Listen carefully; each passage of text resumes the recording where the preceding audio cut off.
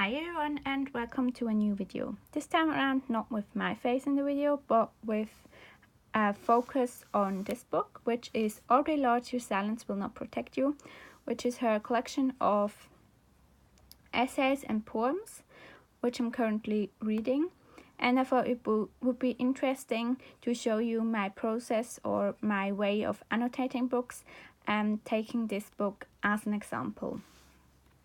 So, if there is some sort of author biography or like informations on the book, I will usually annotate those as well. But the main thing is the front page, and I usually write some maybe review notes or thoughts or like just general things about the book on here. Here, for example, I wrote down that this is a body read with Helene, even though I'm way too slow for it, and the order I've read the book in. So I first read the preface, then the introduction, then the poems, and then the essays. The poems are first in collection, but I've decided to read the poems first, and then moving on to like a great example of a few things I do while annotating. Usually if there's like a bigger paragraph I want to highlight, I make these like things, these signs around the paragraphs, and sometimes if there's a line I really want to like stick out to me, I underline it as well with like a normal pen. And there are certain times when I think a paragraph is really important that I make those lines on the side to make myself aware that this is an important information or an important paragraph. And I use a purple highlighter at the moment for all my books to quote or to underline quotes I think are very beautiful and stick out to me. More on the writing perspective, but just like also personally, I use this purple highlighter.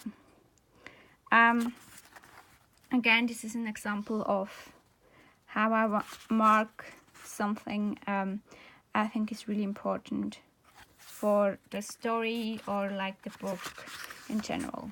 Then here you see how I circle certain words. I usually circle informations, mainly names and places. Here, for example, where Audre Lorde's parents came from, which is Grenada and Barbados.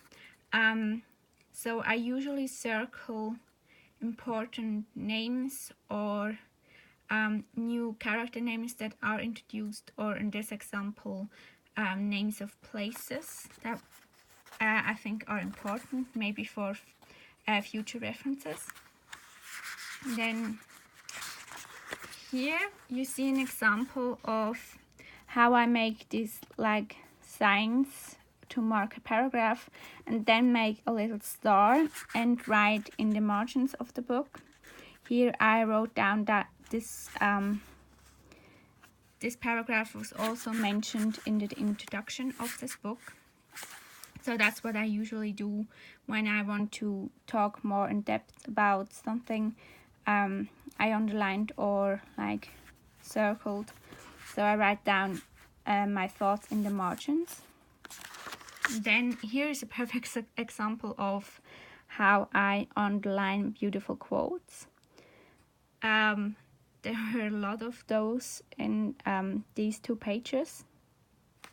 For example, I highlighted the quote that gave the book its title. And I think in this collection there are quite a few of like iconic phrases. I will talk about that in my review on the book, but that's why I marked quite a bit. And then next is how I usually form my thoughts at the end of an essay or a short story or even a poem. Here I wrote down for the essay The Transformation of Silence. Sorry, got a bit shaky. Here I wrote down my thoughts on that. I wrote down that I really appreciated the discussion on breaking the silence, and I would love to explore the topic around or of visibility and invisibility more. Then, as another example, you can see again those signs, and then I wrote in the margins beside that paragraph what the paragraph, like a short summary in a few words, what the paragraph was telling me. Here it talked about heterosexism within the Black community. So I usually write that down in a short and concise way in the end of the or in the side marges. And here again, circling a name. Yeah, and here my thoughts. Then, oh, sticky note just dropped. Here is another example of that, of writing down what the paragraph was about. Here it's on the uses of erotic, the essay, and here Audre Lorde talks about her definition of what erotic means to her.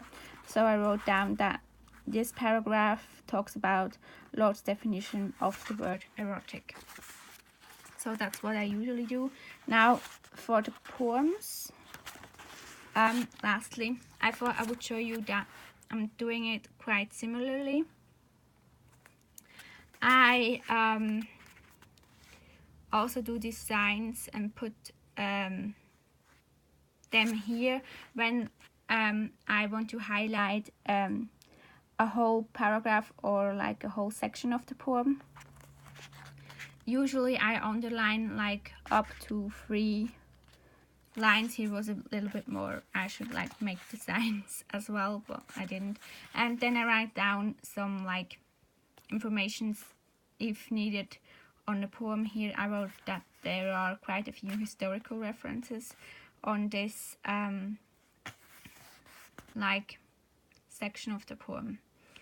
So yeah, that's generally how I annotate my books, and I thought it would be interesting and something like a lot of people might be interested in.